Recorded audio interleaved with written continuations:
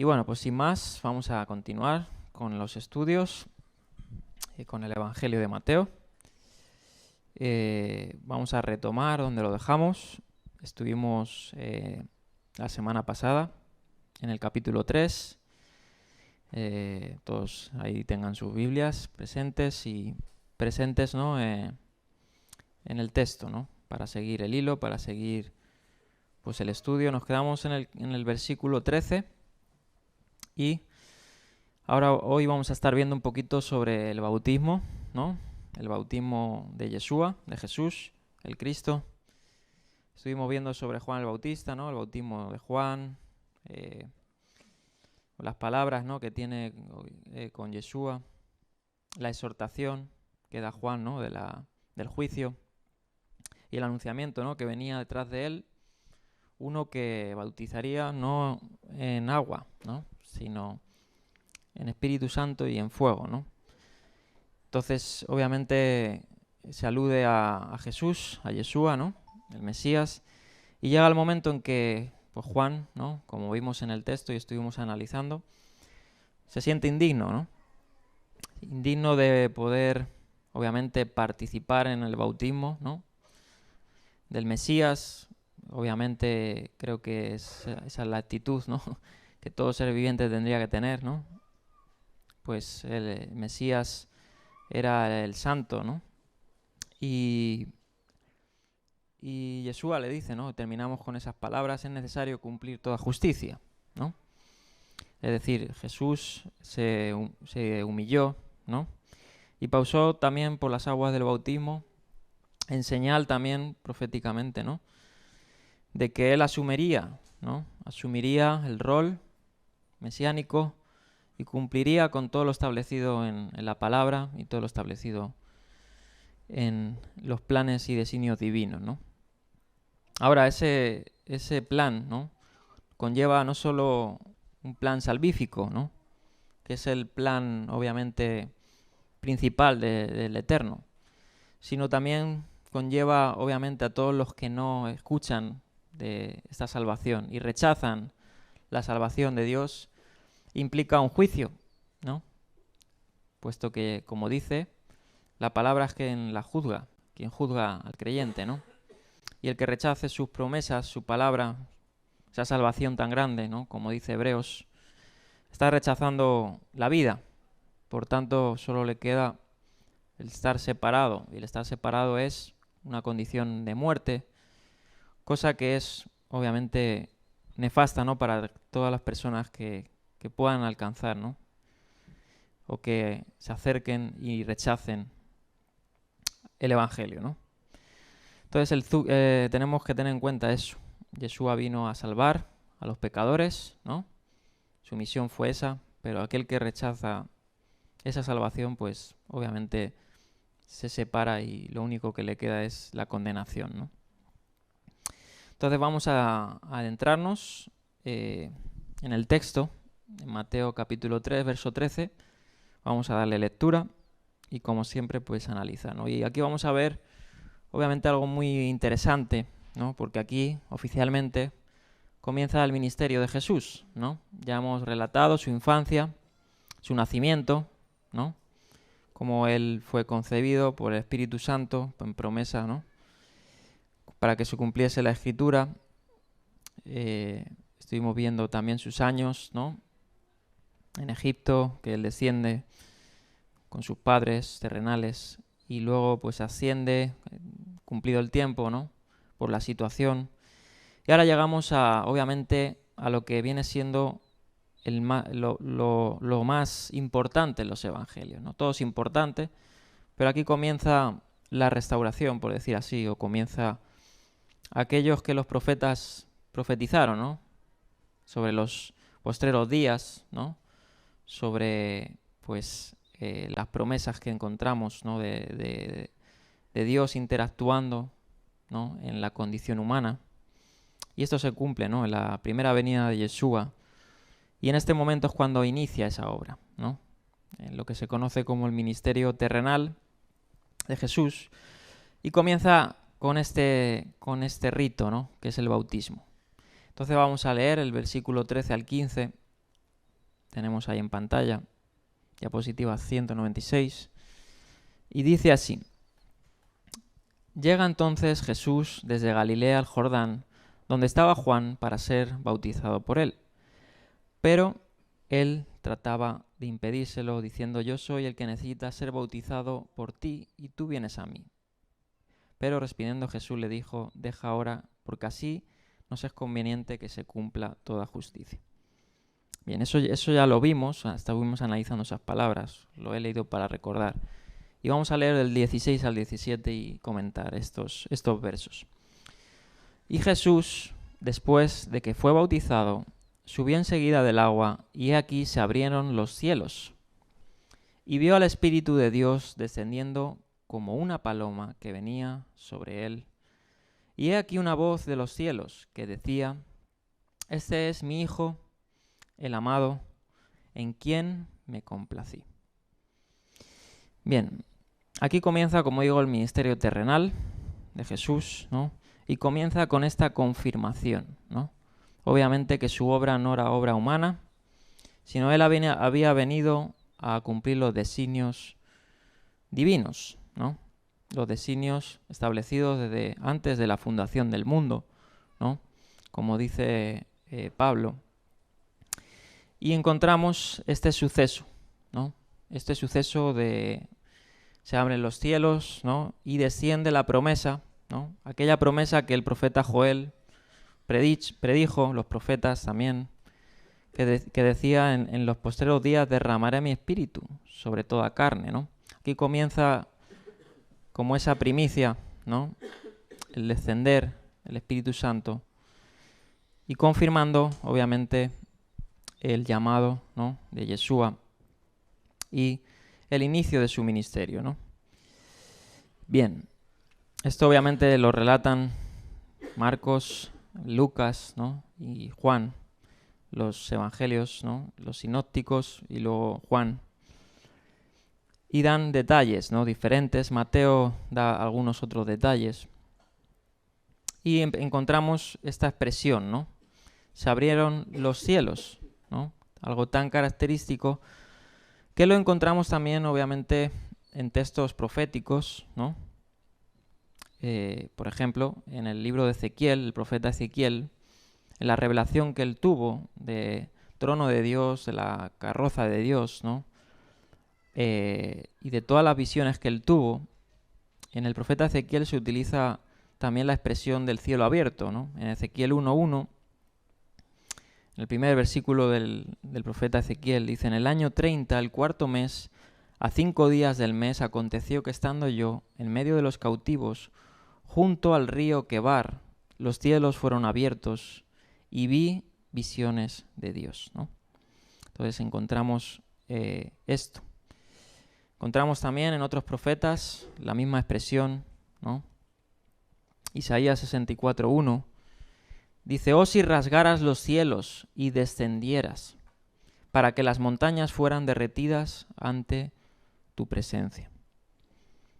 Encontramos también un relato parecido de los cielos abiertos cuando Esteban pues está relatando sobre el Yeshua, el Mesías, ¿no? Y está presto a morir, ¿no? por la declaración que hace. Y antes de que muera, ¿no? de que le martiricen, él tiene una visión, ¿no? o dice: He aquí, ¿no? Hechos 7:56, veo los cielos abiertos y al Hijo del Hombre en pie a la diestra de Dios. Y hay muchas expresiones, ¿no? que relatan sobre el cielo abierto. Encontramos también el famoso visión de Pedro, ¿no? la visión de Pedro, que se abre el cielo y desciende un lienzo, un objeto, ¿no? Y siempre que Dios va a transmitir un mensaje, ¿no? que viene de los cielos, ¿no? con un propósito, se relaciona con estos textos, con el cielo abierto, ¿no? Entonces, era obviamente un plan o un mensaje que se transmitía, ¿no? En este caso el mensaje era la confirmación, ¿no? de que él era el Hijo de Dios, ¿no? Y vamos a ver un poquito sobre esto porque es muy interesante, ¿no? Sobre el llamado, obviamente, y lo que significa ser Hijo de Dios. como tengo ahí, sin duda Jesús fue del Espíritu Santo desde su concepción, ya lo vimos en el verso 20 del capítulo 1. La unción actual, sin embargo, tiene que ver con la inauguración formal de su ministerio, marcada por el bautismo y sus secuelas, que a su vez se basa en el patrón dual de la coronación del rey y la comisión del siervo. Encontramos dos declaraciones, ¿no?, que vamos a analizar ahora en esa voz, ¿no?, que dice: este es mi Hijo amado, en que tengo complacencia. El Espíritu se describe como que desciende como paloma, ¿no? Y esto es algo que se ha discutido mucho. Solo en Mateo descendiendo y viniendo sobre él se utiliza de esta forma, ¿no? Y vamos a ver un poquito más en la siguiente diapositiva. Bien. La apertura de los cielos y descenso del Espíritu pueden haber sido entendidos como el cumplimiento de la oración del profeta de que Dios abra los cielos y descienda, ¿no?, como hemos leído en Isaías 64, donde Pablo aplica Isaías 64:4 a la obra reveladora del Espíritu Santo. Isaías 64:4 dice: jamás oído oyó ni ojo vio un Dios fuera de ti, que hiciera tanto por el que espera en él, Bien. También existe un importante paralelismo en los testamentos de los 12 patriarcas, paralelo, por decir así, que habla algo similar. Se abrirán los cielos y el espíritu de entendimiento y santificación reposará sobre él, en el testamento de Leví. El significado de este paralelismo se ve en su perspectiva escatológica, es decir, que comienza ese ministerio, obviamente, enfocado en salvación. Bien, Ezequiel 1:1 ya lo he leído, que también habla sobre los cielos abiertos, la revelación. El posarse sobre él, de Mateo, recuerda el lenguaje del Antiguo Testamento, en que el Espíritu de Dios vino sobre los poderosos libertadores de Israel, como pueda ser Otoniel, hijo de Cenaz, el hermano de menor de Caleb, en Jueces 3:10, Gedeón, en Jueces 6:34, Jefté, en Jueces 11:29, en Sansón, ¿no?, en Jueces 14:6 en adelante, en Saúl y en varias figuras menores como Amasai, Yahaziel, hijo de Zacarías, etc.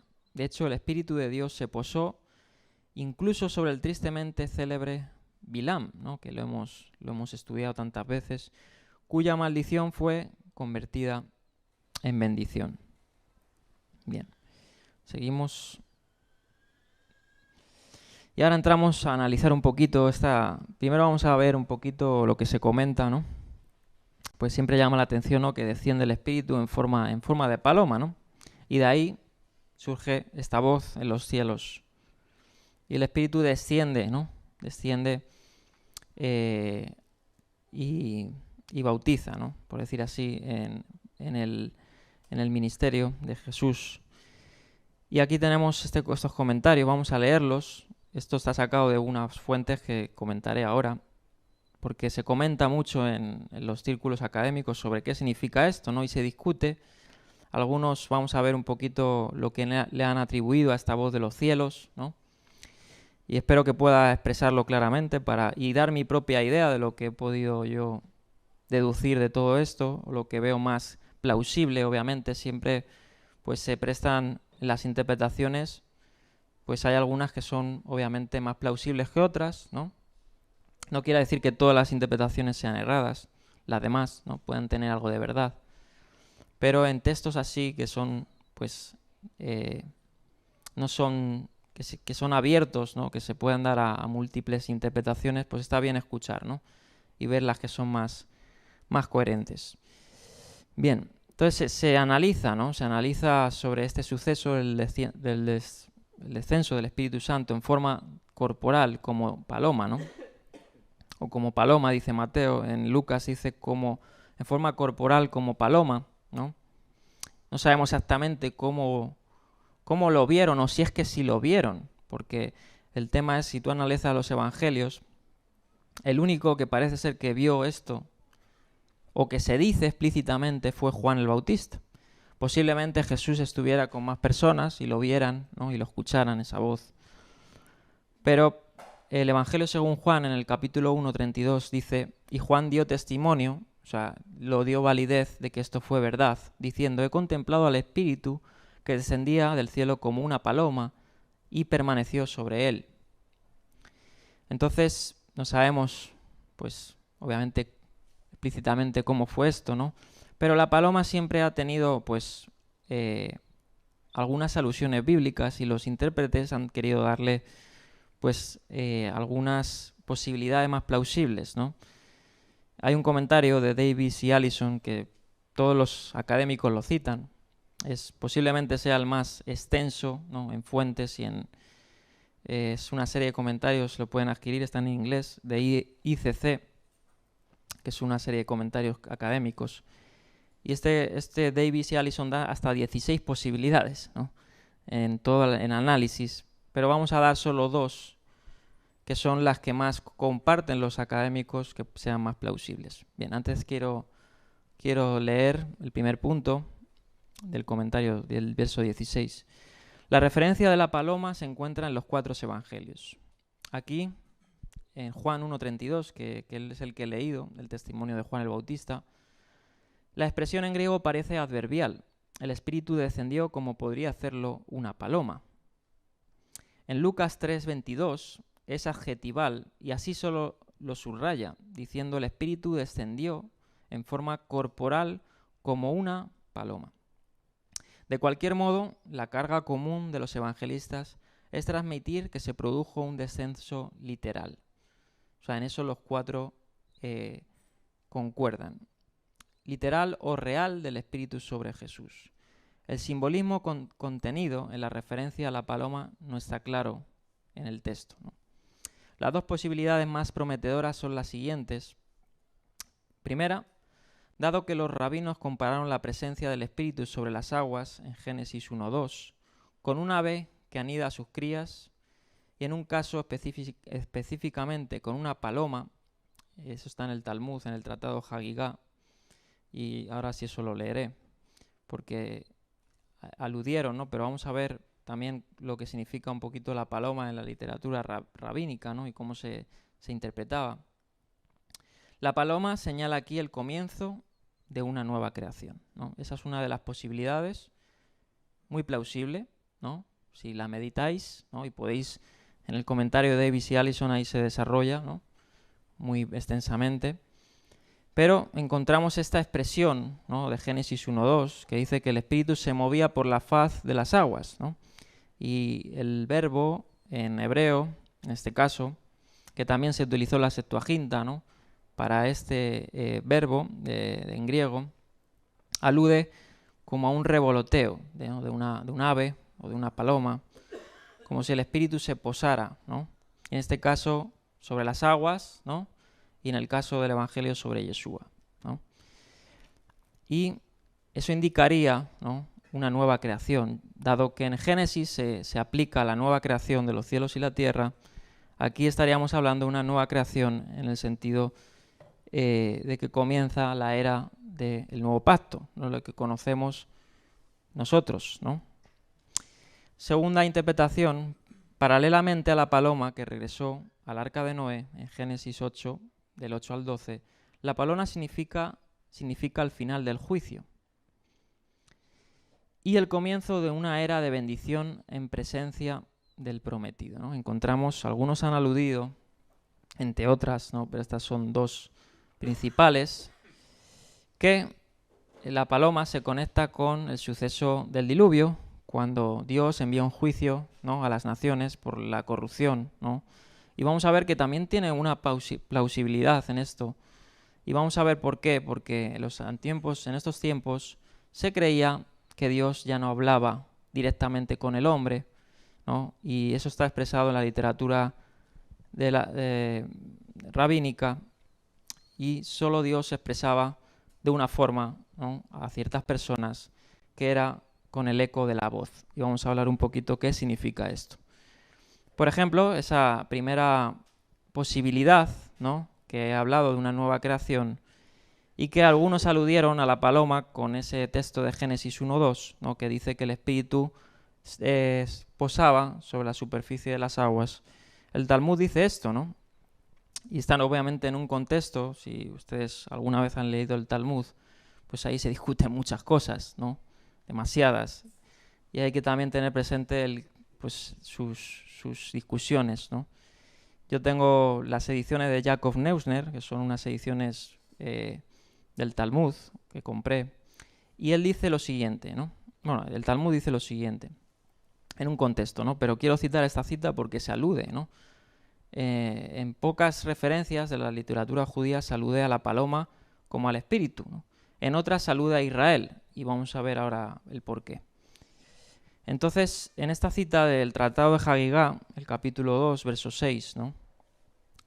El Tratado de Hagigá 15a, y luego en el capítulo 2, verso 6 del Tratado 15a, porque hay diferentes también citas, ¿no?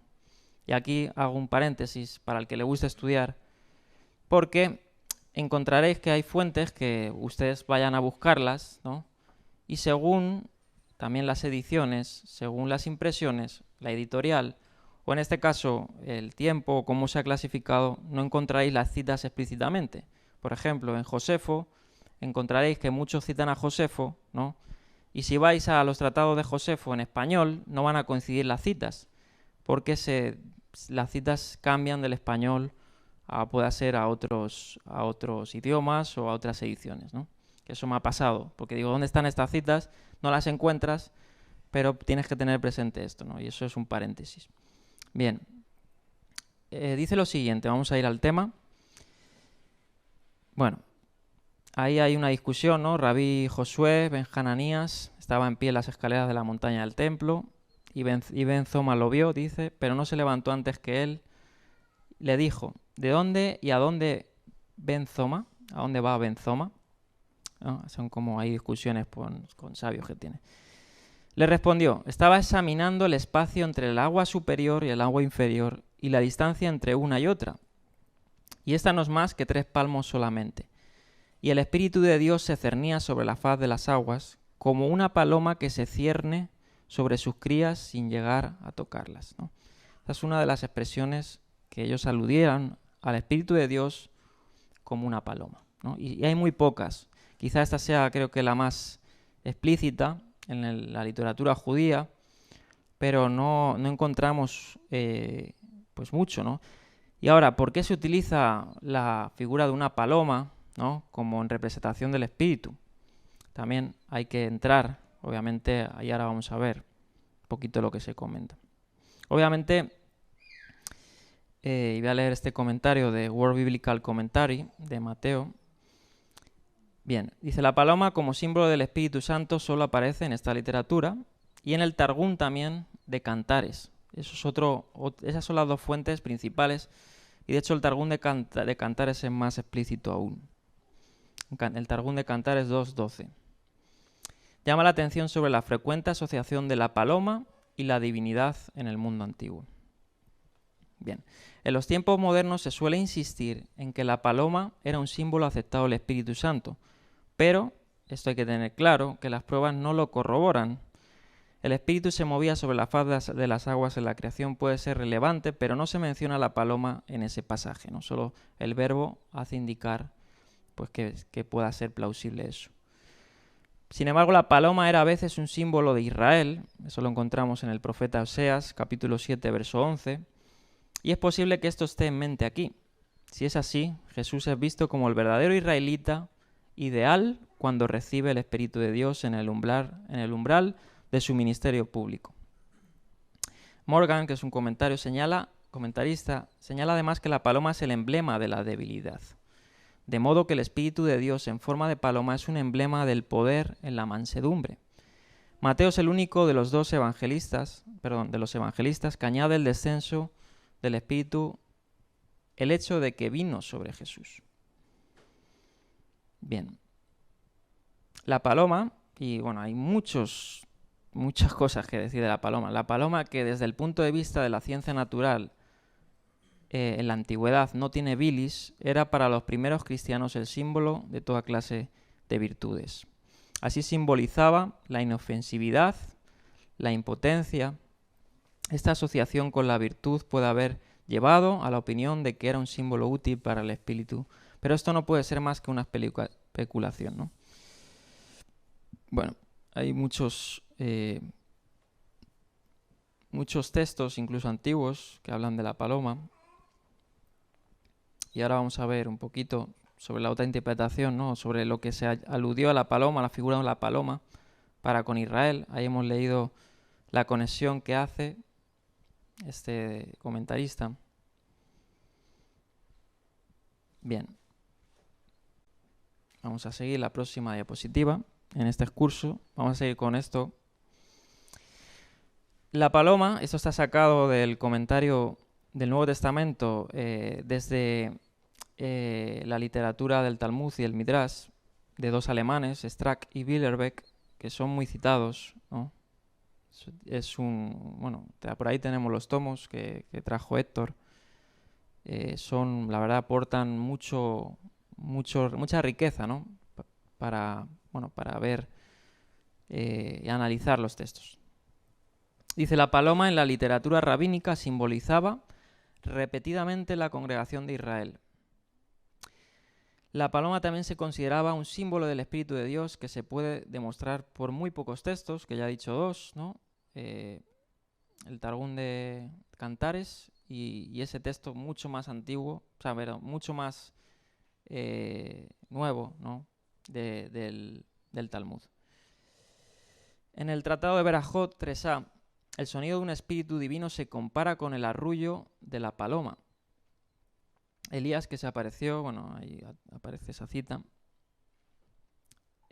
dice, hijo mío, ¿qué voz oíste en esas ruinas? Hablando del suceso de Elías, cuando estaba en la cueva, ¿no?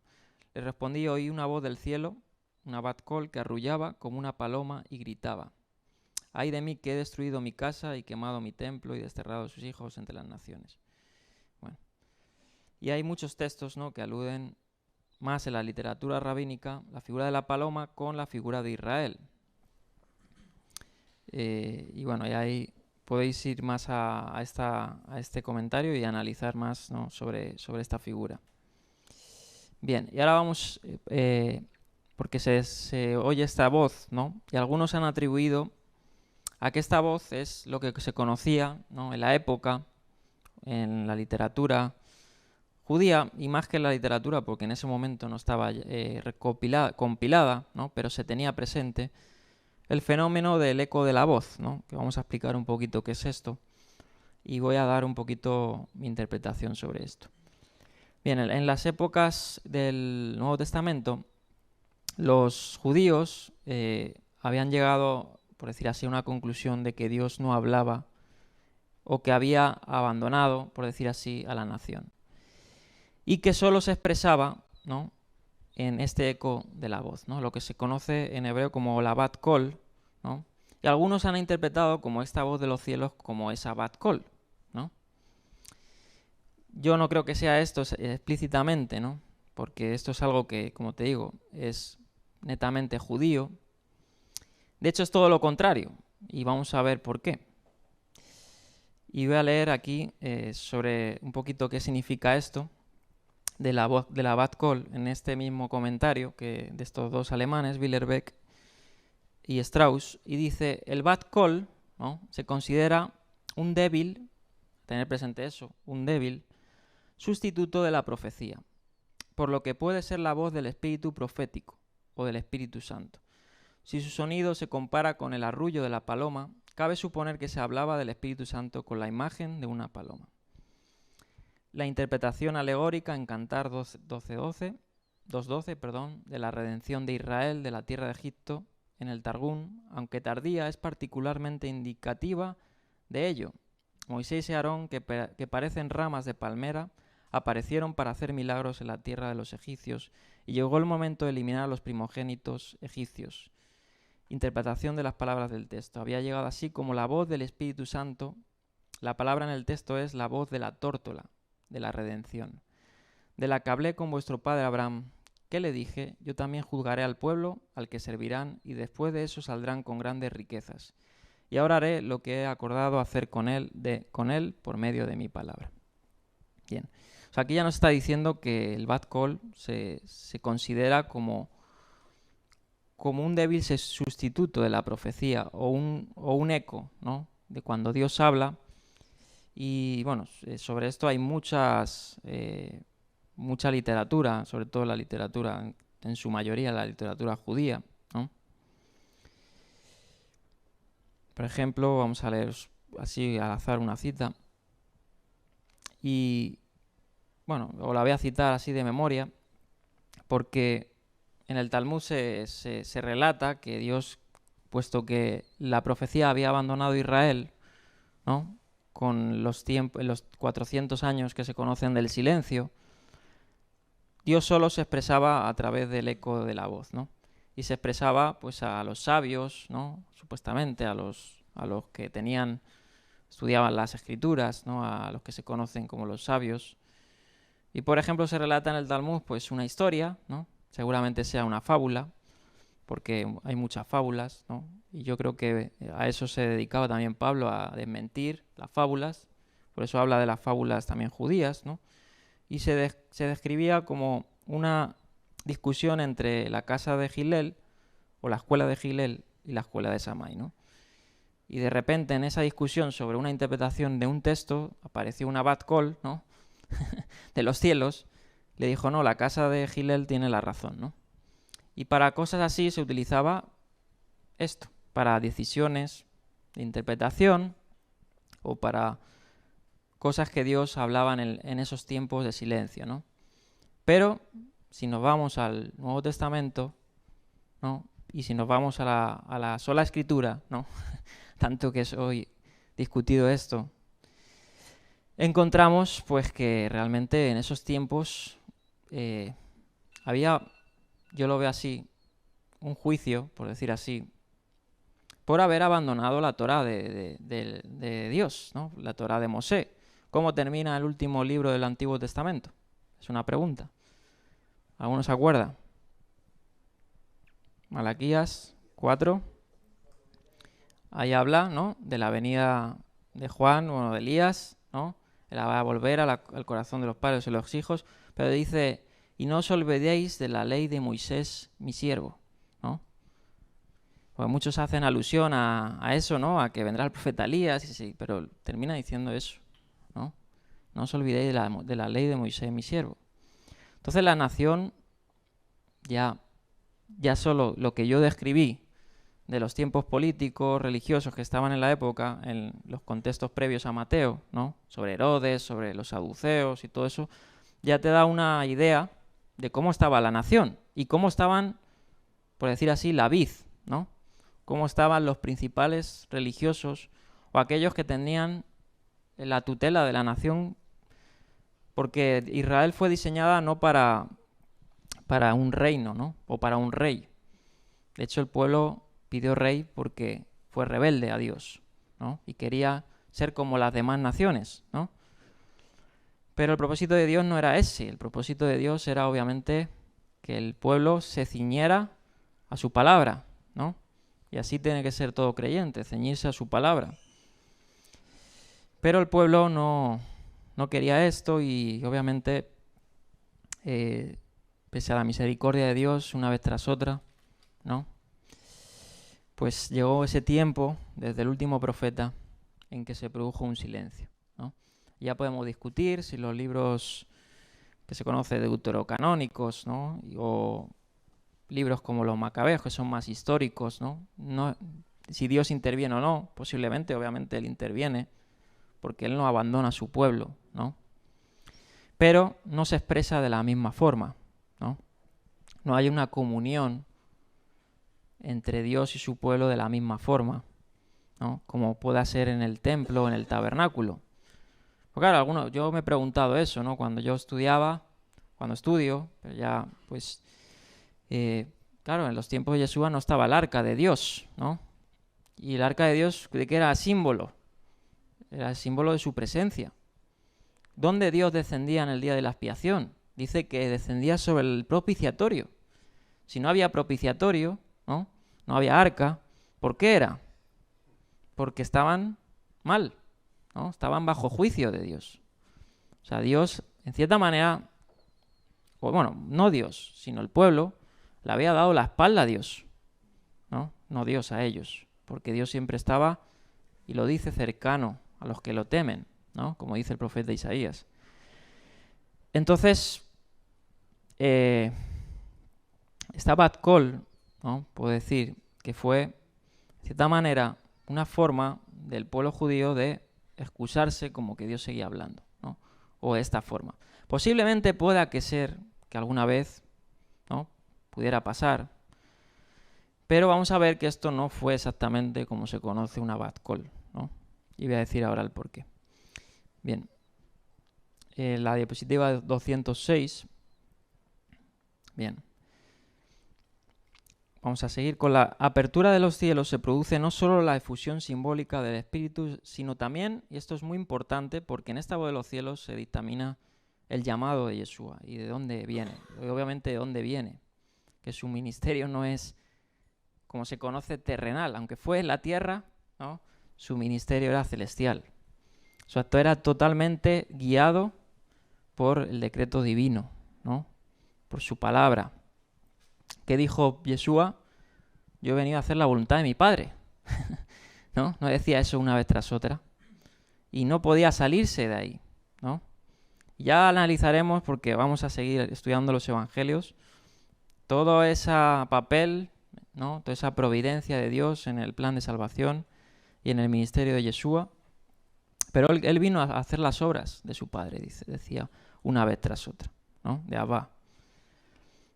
Y aquí, Abba, por decir así, ¿no?, expresa, ¿no?, la misión de su Hijo, Jesús, ¿no? El significado de Jesús y del acontecimiento presente se transmite por medio de una visión compartida con los lectores. Este esquema interpretativo tiene paralelos rabínicos, dice aquí este comentario.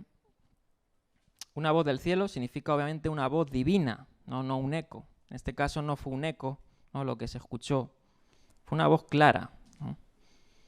Después del exilio, cuando la profecía se consideró muerta en Israel, los rabinos desarrollaron este concepto que ya he explicado, la hija o eco de la voz de Bat Kol, como una forma de dar cuenta de la revelación continua de Dios, pero designándola así como indirecta y sin autoridad vinculante.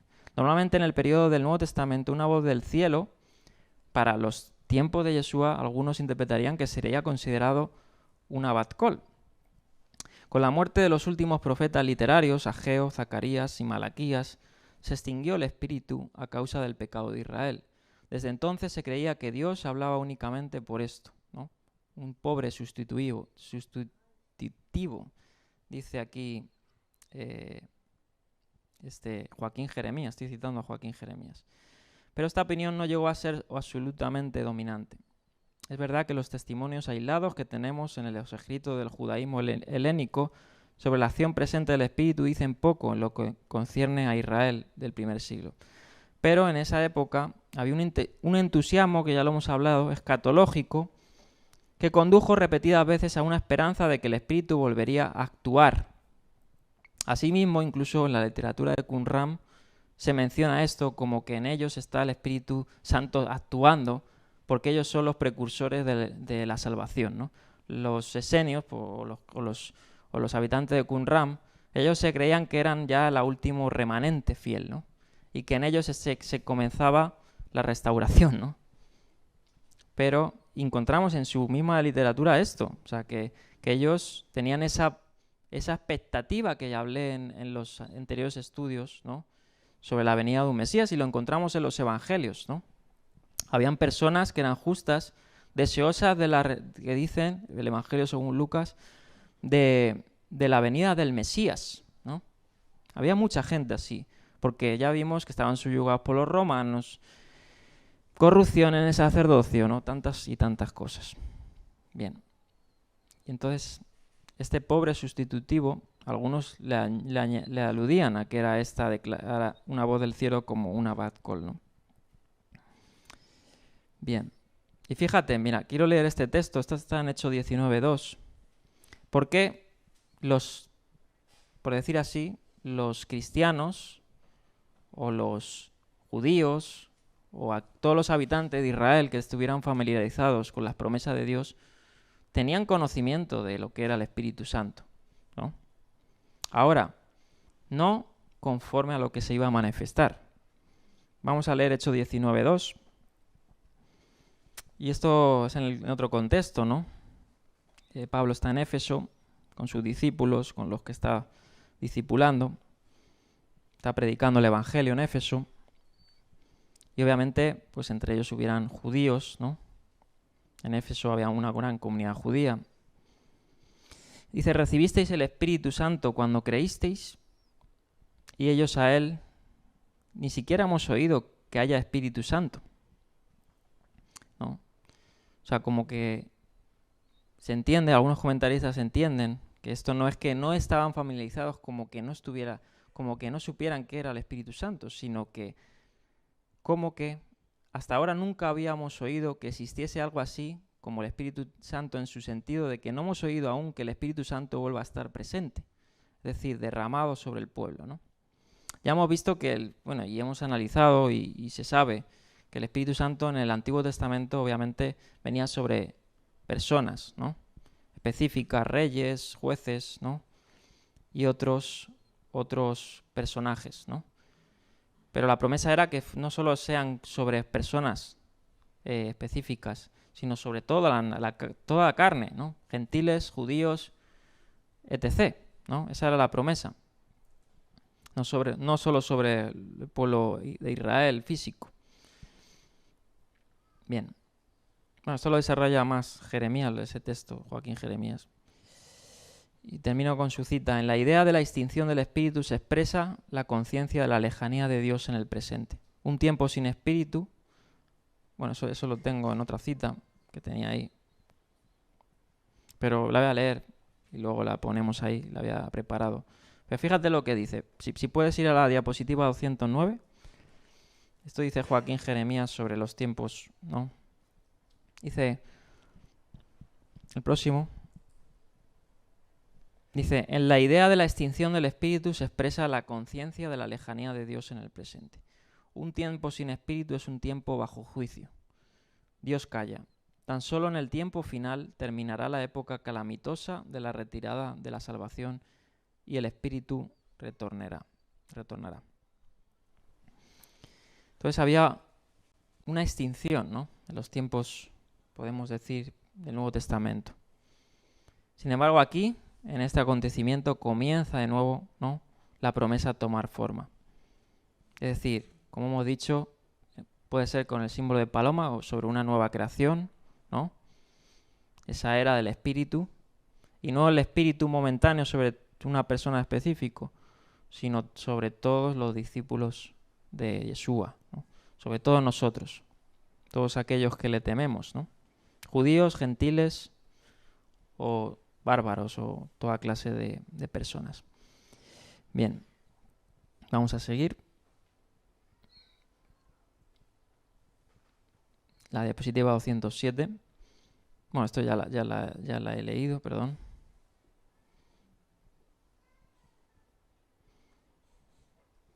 Y mira, aquí tenemos esta cita, la 208. Esto es de la Tosefta. Y estos son escritos obviamente más tardíos, pero ellos decían esto, reconocían esto. Después de la muerte de Ageo, Zacarías y Malaquías, los últimos de los profetas, el espíritu cesó de Israel. No obstante, recibieron comunicaciones de Dios por medio del Bat Kol, ¿no?, sobre esto que he comentado. Pero ellos reconocen que el espíritu de Dios, ¿no?, se había extinguido, ¿no?, con la muerte de los últimos profetas. La 210. Bien, Mateo quiere decir algo que trasciende las concesiones y expectativas rabínicas. Con la presencia del Mesías, el Espíritu de Dios vuelve a estar abundantemente activo y Dios habla desde el cielo con franqueza y con autoridad. Y no solo desde el cielo, porque la voz del cielo confirma, pero toda palabra que sale de la boca de Yeshua es voz directamente de los cielos. Amén. Por eso nosotros, cuando habla de la doctrina de los apóstoles y cuando habla de la logia, ¿no?, o de los dichos, porque hay muchos dichos de Jesús, ¿no?, todas esas palabras que él cita en los evangelios, ¿no? Son palabra divina, son palabra de Dios. Por ejemplo, cuando Dios dice, Jesús, ¿no? Dice que no codicia aquel que ve a una mujer, ¿no? Simplemente, sino aquel que piensa en su mente, ¿no?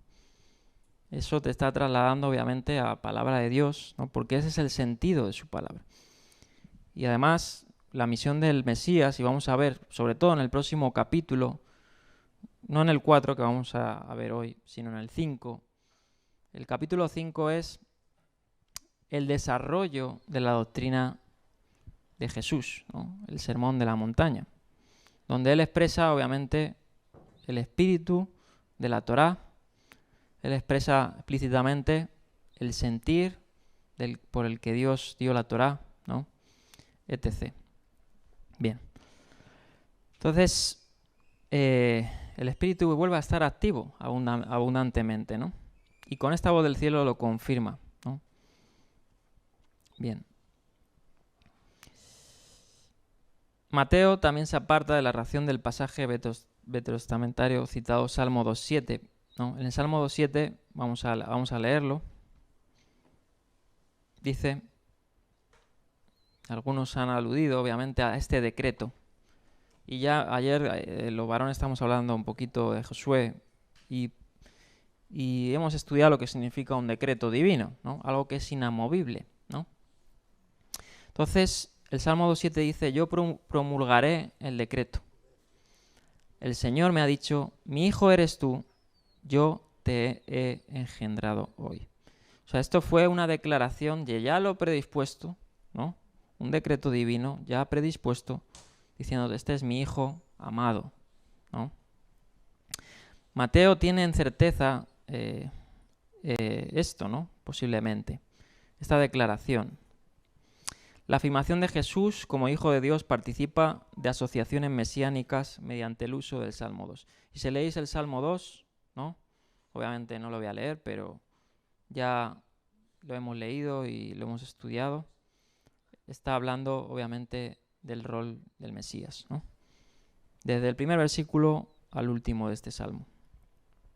Sobre una coronación de un rey, ¿no? Sobre como que los reyes de la tierra, ¿no? Se preguntan, ¿no? O se alzan contra el rey su ungido, ¿no? Etcétera. Y como dice el Salmo 2.8, ¿qué dice el Salmo 2.8 de ese mismo Salmo? Pídeme y te daré por herencia las naciones y como posesión tuya los confines de la tierra. Esa es la herencia, ¿no? Obviamente, de Dios, porque Dios es dueño de la tierra. Bien, vamos a seguir. Vamos a seguir por aquí. Diapositiva 211. El título Hijo de Dios tenía un claro significado mesiánico en el judaísmo anterior del periodo del Nuevo Testamento. Y es evidente en Qumran. Otra vez vamos a Qumran como una fuente, obviamente, de los tiempos, donde ellos tenían en sus Targumim o en sus interpretaciones a Isaías, porque lo que parece ser que ocurre en esta voz, ¿no? Es que da dos decretos. Mi hijo eres tú en quien tengo complacencia, Salmo 2.7 y Isaías 42.1. O sea, ya nos está hablando de la misión de Yeshua, el decreto de que mi hijo eres tú, ¿no? Y el hijo es el rey, según el Salmo 2, y sobre la alusión a en quien me complazco. Y esta cita está en Isaías 42.1, que está hablando del siervo de Dios, ¿no?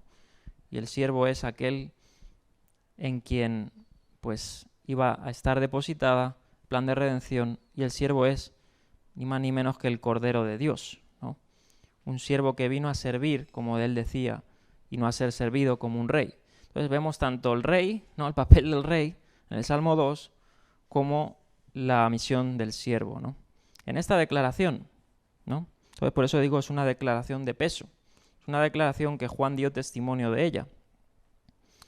Bien, es obvio que Isaías 42 es de importancia básica para la comprensión que Mateo tiene de Jesús. Hay pruebas de que el Salmo 2.7 e Isaías 42.1 uno estaban relacionados en el pensamiento mesiánico judío.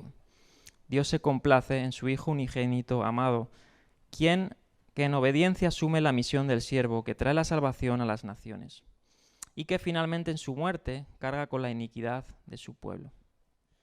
Esta imagen dual vuelve a aparecer más adelante en el Evangelio mediante la repetición literal de las mismas palabras, y eso lo vemos otra vez con una expresión también divina en la transfiguración de Jesús que aparece en Moisés y Elías, ¿no?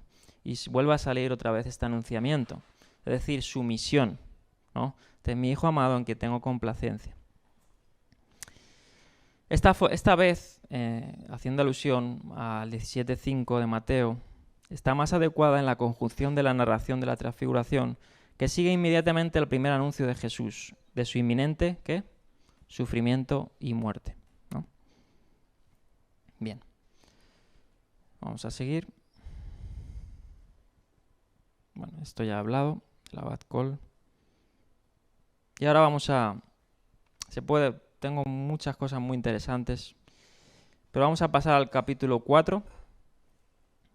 Al capítulo 4, y aquí sí que esto me gustaría transmitir tanto de este capítulo, de todos, los comentarios que he extraído, muy buenos, ya que quiera, le súper recomiendo adquirirlos. Pero en este capítulo vamos a ver la tentación de Jesús, ¿no? Vamos a hablar sobre esto. Y también hay mucho que cortar, ¿no? Bien, aquí tenemos el índice de si alcanzamos a ver hoy, que no creo. Vamos a dar una introducción a este capítulo, que voy a pasar ya a ella. Y aquí en el capítulo 4 pues vamos a ver el bautismo, ¿no?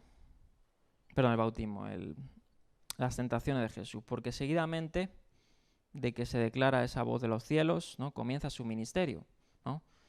Y muchos han visto, y lo voy a comentar y vamos a dar muchas cosas, muchos detalles muy bonitos, muy buenos, de cómo han aludido los intérpretes a lo que significa esto, de ir al desierto, ¿no? Porque tiene similar con el Hijo de Dios, ¿no? A Israel se le llama siervo, se le llama hijo, ¿no? Ya lo vimos en los primeros capítulos de Mateo, donde dice: de Egipto llamé a mi hijo, ¿no? Aquí físicamente, históricamente, se le llamó a mi hijo a Israel en Egipto, ¿no?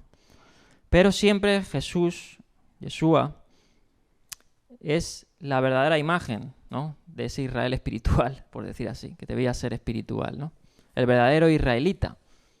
Fíjate que en esa declaración que era a Jonatán, ¿no? Creo que era, le dice: aquí un verdadero israelita, ¿no? Es decir, que algunos no son verdaderos israelitas. Natanael, Jonatán, digo. Es aquí un verdadero israelita, en quien no hay engaño, ¿no? Y lo dijo más que nada por las declaraciones que hizo, ¿no? Que tenían que ver mucho con su rol. Vamos a ver esta introducción a este capítulo, que este capítulo va a ser muy bueno. El bautismo de Jesús fue el último acto de su vida privada y desde ahí ya comienza su ministerio público, ¿no? Él, seguidamente de ese acto, donde empieza, ¿no?, esa proclamación de los cielos, el Espíritu Santo posándose sobre él para comenzar el ministerio con el poder del Espíritu. Y de ahí comienza, pero no comienza directamente, sino que va al desierto y no sin antes, dice, haber pasado por prueba. Un ayuno de 40 días y 40 noches, ¿no? Y este fue el último acto, este ayuno, y por último la tentación, ¿no? Lo que se conoce como la tentación. Vamos a estar hablando sobre esto. Desde ahí en adelante su ministerio está vinculado resueltamente a ejecutar el plan previamente establecido. Eso siempre hay que tenerlo en claro. Para la obra que le había sido encomendada y por la que habría venido al mundo. Si complejo es entender el bautismo de Jesucristo y las razones que lo motivaron, mucho más es comprender las tentaciones del Hijo de Dios. Una de las dificultades estriba en la condición divino-humana de Jesús, según algunos, ¿no? Eso ya sabemos que está, pues, la mayoría de las personas entiende, ¿no? Y eso, tristemente, muchas personas, aquí quiero hacer un comentario, que lo hablaba con Yasmina, muchos se creen que este concepto, ¿no?, de divino humano es así simplemente, ¿no? Y no tiene un peso, o sea, no tiene una declaración. Y la mayoría de los académicos y eruditos tienen mucho que comentar sobre esto, ¿no? Y sería también plausible poder comentarlo algún día. Pero obviamente aquí estoy tomando un comentario cristiano, ¿no? Y dicen esto. Es posible que Dios sea tentado, pero fíjate, dicen esto, pero vamos a ver por qué lo dicen también. Y las explicaciones que tienen a estos textos, ¿no? Que coincido en la mayoría de ellas. ¿Es posible que Dios sea tentado? ¿No? Hace esta pregunta retórica. ¿Dejó Jesús de ser Dios en algún momento en su vida? Si las dos preguntas exigen una respuesta negativa, ¿cómo deben ser entendidas las tentaciones? La palabra que se traduce por tentación, que es peirazo, ¿no?, tiene el sentido de someter a prueba. Y también se traduce como tentación, hay que decirlo, que es su correcto, porque este es el problema de muchos que a lo mejor no entendemos bien las palabras y nos dejamos también guiar por gente que sabe, pero dentro de los que saben, pues hay también muchas interpretaciones plausibles, ¿no? Y esta palabra se puede traducir tanto tentar como probar, y en ambos contextos, ¿no?, porque el contexto siempre decide el peso de la palabra o de la traducción, pero hay en ciertos pasajes que se pueden traducir de las dos formas y tienen plausibilidad. Entonces el tema de... Además, a Héctor ayer lo estaba comentando, ¿no?, para los varones. Bien, pudiendo ser con intención positiva de fortalecer la fe o la virtud, o negativa procurando alguna acción pecaminosa, no cabe duda de que este último propósito no está en la intención de Dios. Por tanto, no puede proceder de él. El origen de este aspecto de la tentación tiene que estar relacionado con Satanás. Por esa razón, Santiago afirma que Dios no tienta a nadie. Santiago 1:13. En el origen de la prueba, con carácter positivo, sí puede estar Dios. Y además es que eso es innegable. Y de hecho en la Torá aparece. De modo que él probó a Abraham con el propósito de bendecirlo y fortalecer su fe, cuando le pidió que sacrificara a su hijo Isaac, ¿no?, en la quedá. El mismo creyente es exhortado a una prueba en sentido positivo para verificar cómo está su vida en la fe. Eso lo dice Pablo, ¿no?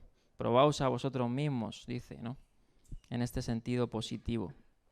El creyente, que puede ser probado por Dios y debe probarse a sí mismo, es enseñado a orar pidiendo protección para el aspecto negativo de la prueba. Como dice aquí Mateo 6:13 en el Padre Nuestro, y no nos metas en tentación, mas líbranos del mal.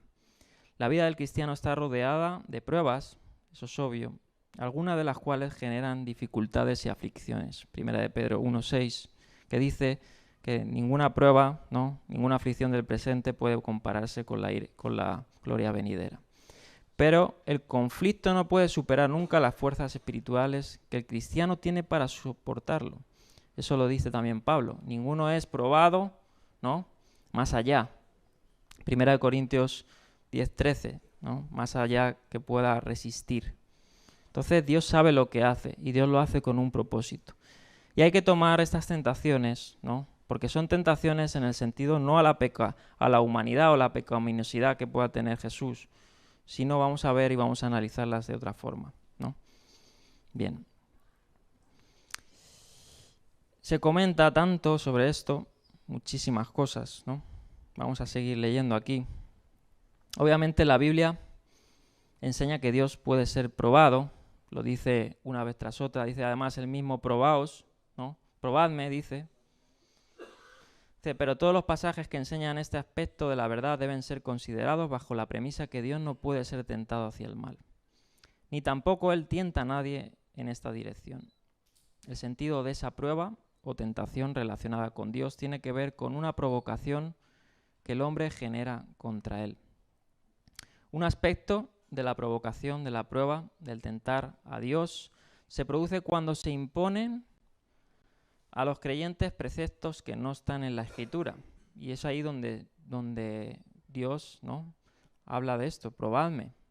Porque muchas veces está hablando porque el hombre tiende a torcer la Escritura, ¿no? y a rebelarse en eso, restringiendo su propia libertad. Ese era el caso de quienes pretendían en tiempos apostólicos que los creyentes imponiesen como requisito previo a la salvación la ley mosaica y se circuncidasen. Obviamente eso no es un requisito para salvación, ¿no? Es la consecuencia de ser salvo. Y en Hechos 15:10 dice eso, estáis tentando a Dios, ¿no? Estáis tentando a Dios porque estáis poniendo en palabras de Dios cosas que Dios no ha dicho, ¿no? Obviamente primero está el creer, ¿no? El creer con fe, el exhibir, ¿no? Pero primeramente está esa gracia que Dios que depositada de antemano, que no es por obras, ya lo dice Pablo, ¿no? Entonces no hay una antesala para la salvación humana, ¿no? O obra que pueda acceder a esto, y en ese contexto es el de Hechos 15:10. Bien. De igual modo, también el Espíritu Santo puede ser probado por la acción impía de los hombres. Tal fue el caso, ¿no?, que recordamos también en Hechos. Dice que quienes retuvieron parte de la venta de una heredad, haciendo creer que estaban dando todo, pero declaró contra esa mentira, diciendo que se habían convenido para atentar al Espíritu del Señor, o sea, es decir, al mismo Dios, ¿no? Una acción semejante trajo como consecuencia, que es una de las cosas más controversiales, pero ahí vemos cómo pasa, ¿no? Es ese juicio que hace Dios sobre aquellos que tratan de engañar al Espíritu Santo, ¿no? Ya sabéis de quién hablo. Bien. Santiago dice eso, nadie es tentado, que nadie que es tentado diga que soy tentado por Dios. ¿Por qué digo esto? Porque vamos a encontrar que en el primer verso del capítulo 4 dice que el Espíritu fue el que le llevó al desierto, ¿no? O sea, estaba todo ya predeterminado, todo esto. Es decir, hasta aparece la figura de Satanás en el desierto, vamos a hablar un poquito sobre eso, de lo que se comentaba en lo que era el desierto en el mundo antiguo, ¿no? Donde estaban las fieras. Además, Marcos lo dice, que habían fieras, ¿no?, del campo. Bien, y eso lo comentaremos la semana que viene, porque no me va a dar tiempo. Voy a terminar esta introducción. Y en relación con lo que hemos leído, dice Schaffer en su Teología Sistemática, se puede deducir que cualquier clase de prueba que le haya venido a Cristo no era tal que hallara su expresión en su naturaleza pecaminosa ni a través de ella. Sin embargo, él fue probado y tentado, y no cometió pecado. En cuanto al hombre caído, sus tentaciones pueden surgir del mundo, de la carne o del diablo, pero la prueba que sirve para desarrollar y establecer la virtud procede usualmente de Dios. El mundo, fíjate, no tiene derecho sobre aquel que pudo decir: tampoco yo soy del mundo. Y la carne, que fue concebida como naturaleza caída, tampoco estaba latente en el Hijo de Dios. Él dijo con respecto a Satanás: viene el príncipe de este mundo y él, dice, no tiene nada de mí.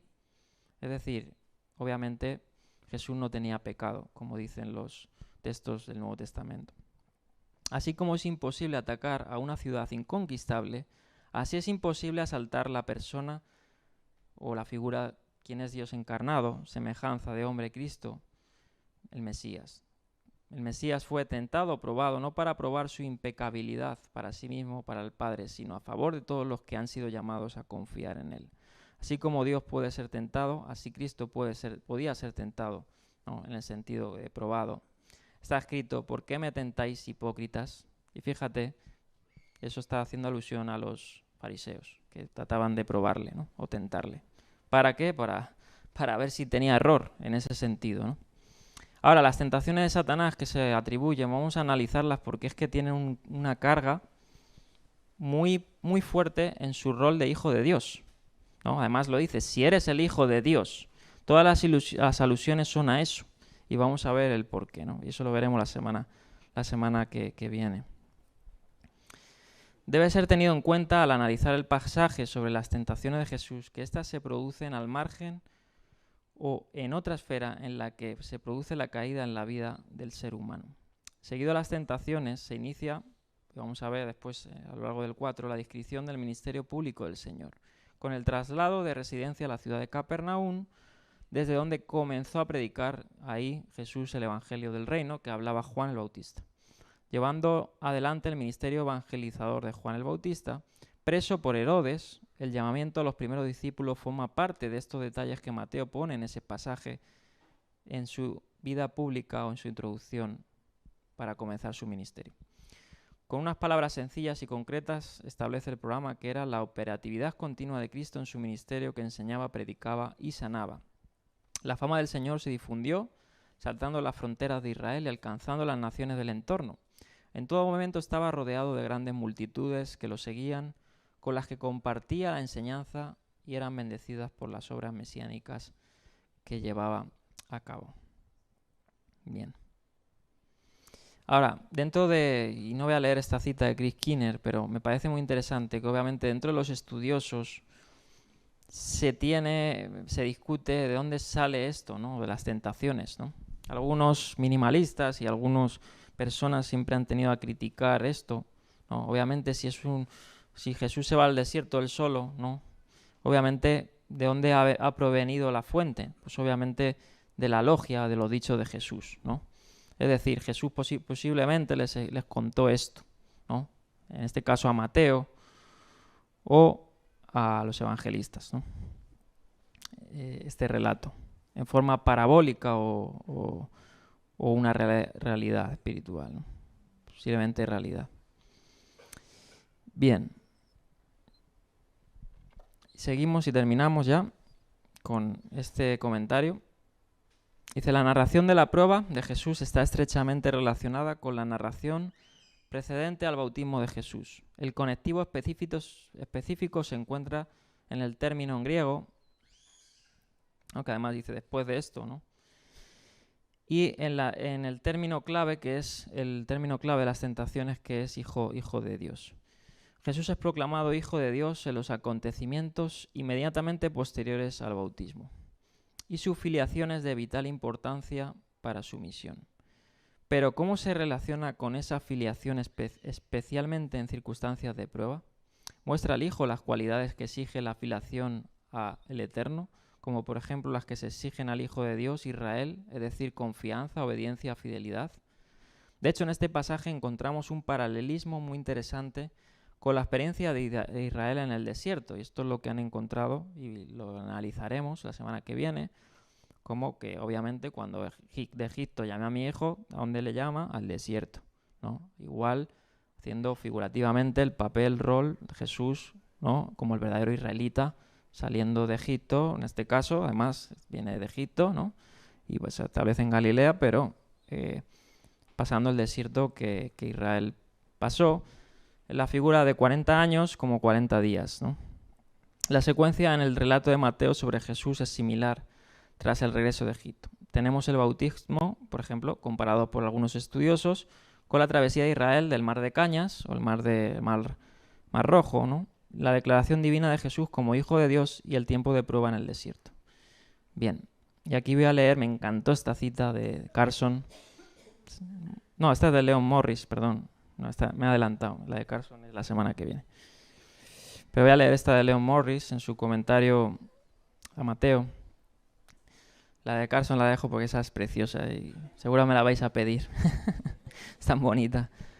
Dice, las tentaciones proceden del hecho de que es el Hijo de Dios y de que en consecuencia debe vivir como Hijo de Dios. Los relatos de las tentaciones muestran a Jesús preguntándose qué significa eso.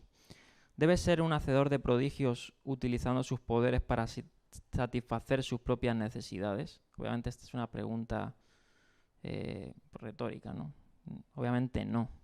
Posiblemente también las de los demás. ¿Hará milagros espectaculares pero inútiles, como convertir las piedras en pan, ¿no?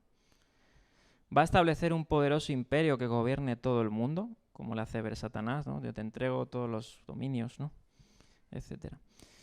Mateo nos dice que justo al principio de su ministerio, Jesús se fijó en cada una de ellas y las rechazó como tentaciones del diablo. Es significativo que Jesús rechazara cada una de las tentaciones citando las Escrituras. Hay que resistir todo lo que vaya en contra de lo escrito allí. Cada tentación fue derrotada citando un pasaje de la Escritura que hacía referencia también a las tentaciones a las que se enfrentó Israel en el desierto. De nuevo tenemos la idea de que Jesús cumplió la vocación de Israel. Donde Israel fracasó en el desierto, Jesús triunfó en el desierto. Bien, ya leo estos últimos y ya. El paralelismo se acentúa por el hecho de que todas las respuestas de Jesús al tentador estaban sacadas de Deuteronomio 6:8, ¿no? Donde hemos leído el Shema. El mismo pasaje que describe la experiencia de Israel en el desierto. De este modo, Jesús, la encarnación de Israel y el cumplimiento de todas sus esperanzas, repite en su propia experiencia la experiencia de Israel, con, por supuesto, la gran diferencia de que mientras Israel fracasó, como hemos leído esa cita de Morris, en el desierto Jesús triunfa demostrando su perfección de su propia filiación, ¿no? Obviamente sin mancha, ¿no? Como dice Hebreos, ¿no? Que dice que fue tentado en todo, ¿no? Pero sin pecado. Este relato se sitúa aquí deliberadamente porque sirve de importante prolegómeno al ministerio de Jesús. Aunque el motivo de la prueba del compromiso de Jesús con la voluntad de su Padre, el verdadero criterio de la verdadera filiación, vuelve a aparecer más adelante en la narración evangélica. La cuestión debe afrontarse al principio como se hace aquí, de manera definitiva y marcada de tono. Bien. Seguimos y ya terminamos con estas dos últimas diapositivas. La concordancia con Lucas es muy estrecha, con 4 excepciones de esto de las tentaciones, ¿no?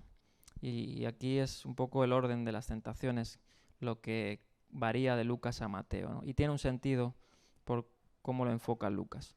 La primera es, por supuesto, que el orden de las tentaciones en Lucas comparado con el de Mateo es ACB, y Mateo es ABC. El orden de Mateo es probablemente el original, según los eruditos, ya que en Mateo las 2 tentaciones del Hijo de Dios ocurren juntas y la respuesta de Jesús. Es la más adecuada a la tentación final, aunque las palabras faltan en Lucas. Por otra parte, es muy posible que Lucas haya colocado la tentación del templo en último lugar para subrayar la victoria final de Jesús en Jerusalén. El género del pasaje es de nuevo del Midrash agádico, como dicen algunos eruditos, ¿no? Como una especie de relato, como he dicho, parabólico, ¿no? Posiblemente histórico, ¿no? Pero con una enseñanza más profunda, ¿no? Bien, las 4 citas que se citan tienen un significado central para todo el pasaje, ¿no? Porque es que no solo lo cita Jesús la Escritura, hasta la cita Satanás, ¿no? Que cita un salmo. Bien. Y terminamos con la última. Los 3 sinópticos coinciden en situar esta experiencia de la tentación de Jesús en el desierto, casi con toda seguridad en el desierto de Judea, probablemente no lejos de donde Juan estaba bautizando. El bautismo y la tentación de Jesús van juntos, como hemos visto, mientras que se entiende que el momento de la prueba de Jesús ocurre en el desierto. 2 de las tentaciones hablan de otros lugares, ¿no? Y esto es aquí lo que es muy discutido, ¿no? Y yo me decanto por una interpretación, no sé si aquí lo he apuntado, lo comentaré yo creo que la próxima semana, no me quiero adelantar, porque sí que de repente aparecen en el desierto y luego aparecen en el templo, ¿no? Que obviamente la mayoría yo creo que es más un relato agádico en el sentido de que pueda ser, hay explicaciones, ¿no? Que pueda ser o Jesús actuando porque era un decreto que pasara esto, ¿no? Y eso es muy importante porque dice que Jesús fue llevado por el Espíritu al desierto, ¿no? Para ser tentado, probado. O sea que ya va de la mano de Dios. Y fijaos, va de la mano de Dios y Dios utiliza a Satanás. De hecho, en la literatura judía, ¿no? Les puedo pasar un artículo de Langford Yale Biblical muy bueno sobre Satanás, ¿no? Sobre el término Satanás y cómo se cree todo en la literatura judía, etcétera. Y la literatura judía dictamina que el mismo Satanás está subyugado a los planes de Dios, ¿no? Fíjate, y lo vemos hasta en el mismo Job, en el mismo relato del justo Job, ¿no? O sea, aquí Dios, obviamente, con el propósito, el decreto divino de pasar esas pruebas triunfante, ¿no? Bien. Claro, ¿cómo va a pasar del desierto, ¿no? De repente, el desierto de Judea, al pináculo del templo, ¿no? Y después de haber ayunado 40 días y 40 noches y habiendo tenido hambre. Eso es muy importante. Y bueno, pues obviamente hay razones, ¿no? de la interpretación. Bien. Vale. Bueno, y además, habiendo ayunado, ¿no? Donde se relata obviamente en las profecías, ¿no? Y la literatura profética, que cuando las personas ayunaban tenían visiones, ¿no? O tenían experiencias espirituales, ¿no? Además que él no era cualquier hombre, obviamente. Él podía, pues, actuar, ¿no? Su naturaleza divina, ¿no? En milagros, ¿no? Eso no lo puede hacer un hombre. Él puede actuar en su naturaleza divina saltándose esas reglas físicas o naturales, ¿no? Por eso es un milagro. Él puede actuar en su naturaleza divina, inclusive, ¿por qué no?, en trasladarse de un lugar a otro, pero siempre y cuando esté en su papel, como he dicho, divino, porque Jesús iba en camello, iba en mula, ¿no? Andaba, iba en pesca, pero yo creo que él hacía alusión a esa naturaleza divina solo en situaciones decretadas, ¿no? Esto lo puedo desarrollar mucho más complejamente, ¿no? y con citas y con mucho más cosas, pero en este caso puede ser que viajara al pináculo del templo, ¿no? Puede ser una interpretación haciendo a esa opción, ¿no? Bien. Bueno, vamos a terminar ya. Bien. Vamos a terminar, vamos a dejarlo aquí. En el verso 1, ¿no? Hemos visto solo la introducción. Y en estas tentaciones pues vamos a ver muchas cosas que son muy interesantes, ¿no? Tentaciones digo porque normalmente se habla de esto, ¿no? Y explicaré por qué también se puede decir esto, ¿no? Entonces, bueno, vamos a ponernos de pie.